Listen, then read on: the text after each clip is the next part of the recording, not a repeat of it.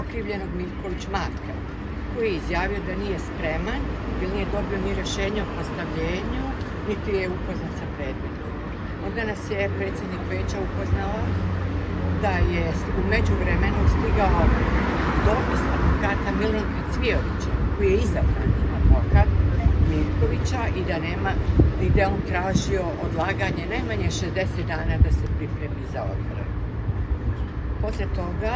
izašao je za govornicu okrivljeni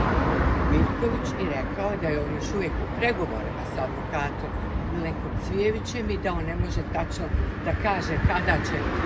to punomoćje da bude uredno predato sudu, nakon čega je tužilaštvo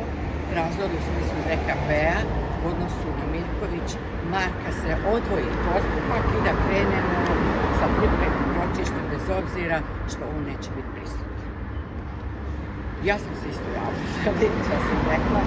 da u ovakvoj fazi postupka ipak moramo da gledamo interese okrivljenih, da okrivljeni po ZKP-u imaju pravo da angažuju svoje advokate. Vi znate da smo mi imali procesnu nemogućnosti zbog hapšenja Dejana Lazarevića, da je i Bjelivuk i Marko, da su oni faktički ostali svog izabranog advokata i da treba da se udovolji zahtjevu kolege Cvijovića da se odloži za 60 dana i da onda krenemo svi zajedno